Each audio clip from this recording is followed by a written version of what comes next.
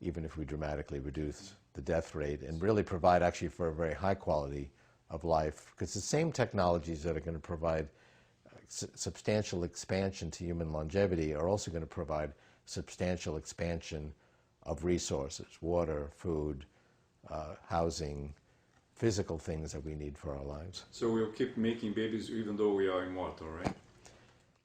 I mean, old methods, old technologies linger on. They go into antiquity. We still have horse and buggies and mechanical typewriters and vinyl records, and they don't go away instantly.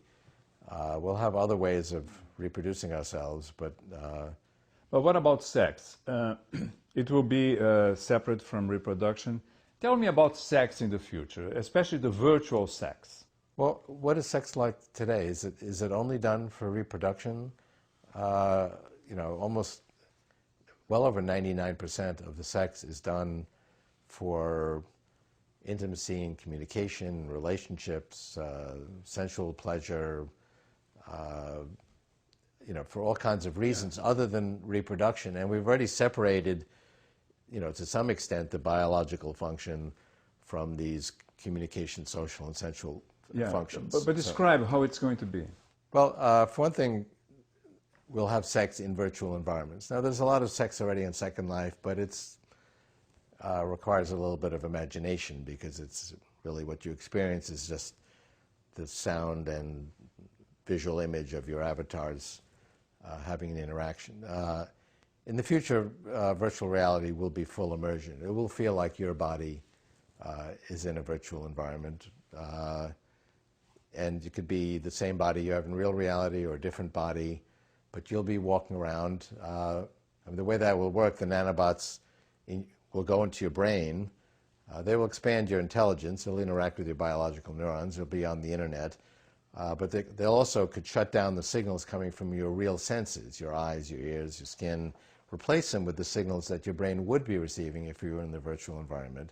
So then to your brain, it feels like you're in that virtual environment. You go to move your arm, it doesn't move your real arm, it moves your virtual arm, which could look like your real arm or it could look different.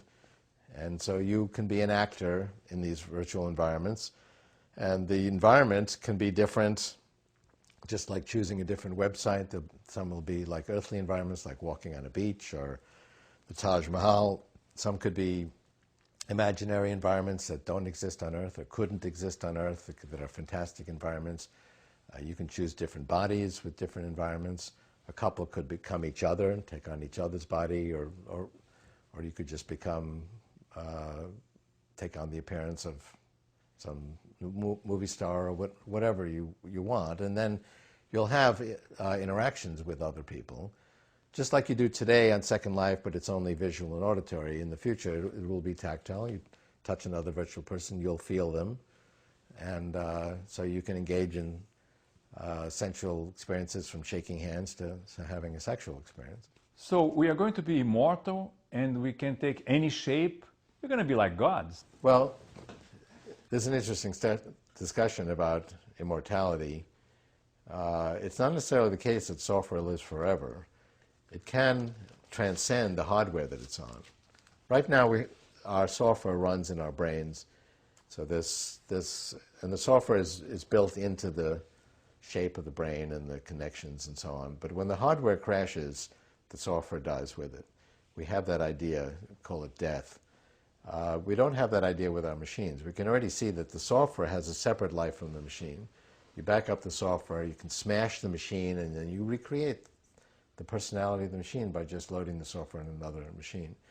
The whole pattern of connections we have in our brain and neurotransmitters and ion channels, that's all information. When we can capture that and recreate it, we will become just like the software on our machines today. And it won't necessarily die when the hardware crashes the way we do now. But that doesn't mean it's immortal.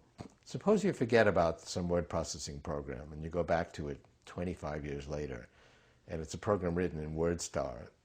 There's no copies of WordStar around and no computers to run them, and the operating systems don't exist, and the help desks aren't exist anymore.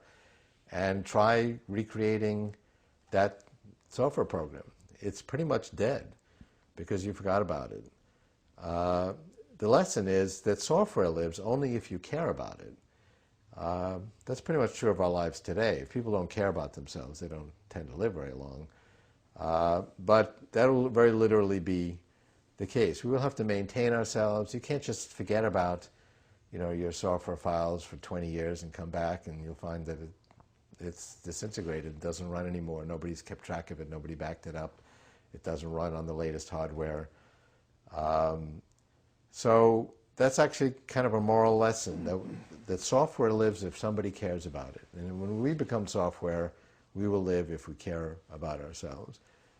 So software doesn't necessarily live forever, but we do have more control over it. And we will transcend the sort of hardware limitations we have now, where our software, our mind file, which is a file of information, that is what it is. But right now it sort of runs on this hardware that has all kinds of limitations. It ages, it gets dysfunctional, subject to all kinds of diseases. We'll ultimately be able to transcend all of that. And as to, where does it come from and how does it evolve? I mean, we can't answer all of those questions. That's why we call it the singularity. We're making a metaphor. Horizon, right? Yeah. It's a metaphor borrowed from physics where you have this event horizon around a black hole that's very hard to see beyond. And there's a lot of interesting discussions. Can you, in theory, see inside a black hole? And it's a long, complicated discussion. But the point is, it's very hard to see beyond that event horizon. So it's hard to see beyond the singularity because it's in some ways so different from life today that it's hard to see beyond. But I think some of the things we care about today are going to remain the same. Most of what we care about today is information. If you go back 100 years, most people did physical work. Most people today do mental work. They're journalists creating journalism stories, or they're writing something, or they're creating information about financial products, or most people create information. And that will continue to be the case. And knowledge, human knowledge, is growing exponentially. The doubling time, I think, has been measured at about 14 months. So human knowledge doubles every 14 months. And so you go out 50 years, we're going to be caring about the same thing, but it'll be that much more complex. We'll have many more types of music and art and science and technology, and we'll be arguing about similar kinds of things. But we'll have... So instead of God creating the universe, it's going to be the universe through us creating God. I mean, that's about as close to God as you can imagine. I mean, anything we've said about God would apply to the universe waking up in this way, but it's still not infinite. I mean, it's vast. It's trillions of trillions of trillions of times greater than we are today, but it's still not infinite. So that's why I say evolution is a spiritual process, because it moves towards greater complexity. It moves towards all the attributes that we attribute to God: intelligence, creativity, beauty, love. All of these things grow at an exponential rate.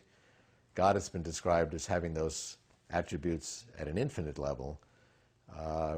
Even at this one, we can expand to the rest of the universe. We won't be infinite, but it'll, from our perspective today, it certainly will seem that way.